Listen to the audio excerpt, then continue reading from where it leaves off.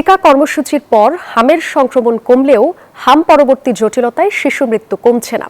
বিশেষজ্ঞ চিকিৎসকরা বলছেন, হাম থেকে সেরে ওঠা শিশুদের রোগ প্রতিরোধ ক্ষমতা কম থাকে। এ কারণে সুস্থ হওয়ার 1 মাসের মধ্যে নিউমোনিয়া, জ্বর সহ নানা ব্যাধিতে আক্রান্ত হয়ে প্রাণ হারাচ্ছেন অনেকেই। তাই হাম সেরে গেলেও শিশুদের পুষ্টিকর খাবার নিশ্চিত করার পাশাপাশি তাদের বিশেষ যত্নে রাখার পরামর্শ দিচ্ছেন তারা। গত মার্চ থেকে প্রবল বেগে ছড়িয়ে পড়া হামের সংক্রমণে এখন পর্যন্ত আক্রান্ত হয়েছেন 1 লাখেরও বেশি মানুষ। তবে এপ্রিলে জরুরি ভিত্তিতে হামের টিকা দেয়া শুরুর পর সংক্রমণের হার আগের চেয়ে অনেকটাই কমে এসেছে। ঢাকার শিশু হাসপাতাল ঘুরে দেখা গেল, নতুন করে হামে আক্রান্ত হয়ে শিশু ভর্তির সংখ্যা আগের চেয়ে কম। যেসব শিশু হাসপাতালে ভর্তি হচ্ছে তাদের অনেকেই আগে হামে আক্রান্ত ছিল। কাশের থেকে জ্বরের থেকে আজকে 3 দিন হলো এই শরীরটা হালকা রেশ বের হয়েছে, রাত্রে থেকে বেশি অনেক খারাপ আসলো। 12-13 দিন বাথরুম ছিল, পরের মুখে গামাসি নানু ছিল, আমরা গামাসি। বিশেষজ্ঞ চিকিৎসকরা বলছেন, হাম থেকে সেরে ওঠা শিশুদের মধ্যে পুষ্টির অভাব থাকে, তাই সহজে তারা অন্য রোগে আক্রান্ত হয়। এর ফলে বাড়ে মৃত্যু ঝুঁকি।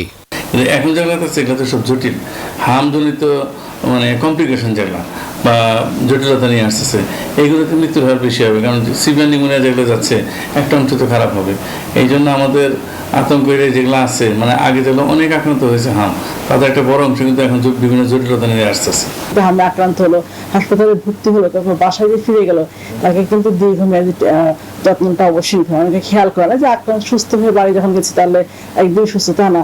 এই যে এই হামের ভাইরাসটা এতটা শক্তিশালী এবং এতটা বেশি সংক্রমণ দেখা যাচ্ছে যে অনেক কিছু প্রথমত কমিয়ে ফেলে। আশঙ্কার কথা হলো, উচ্চ সংক্রমণশীল হামের ভাইরাসে আক্রান্ত হচ্ছেন বড়রাও। তাদের মধ্যে যারা ফুসফুস, কিডনি সহ বিভিন্ন রোগে আক্রান্ত, তাদের মৃত্যু ঝুঁকি থেকে যায়। কিডনির সমস্যা বা প্রেশারের সমস্যা অথবা যদি বলি আদার্স কোনো সমস্যা, সেক্ষেত্রে অবশ্যই তাই খেয়াল রাখা দরকার যে এই রোগটা তো এমনি রোগ প্রতিরোধ কমে দেয়, আরো অন্যান্য ডিজিজ থাকলে আরো বেশি রোগ কমে থাকে, ডায়াবেটিস থাকতে পারে।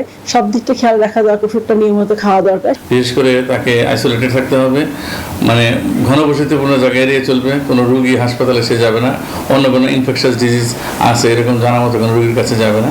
সরকারি হিসেব বলছে 15 মার্চ থেকে 20 জুন পর্যন্ত হামে আক্রান্ত হয়ে এবং হামের উপসর্গ নিয়ে মৃত্যু হয়েছে অন্তত 650 জনের। এদের মধ্যে অধিকাংশের বয়স 6 থেকে 11 মাসের মধ্যে।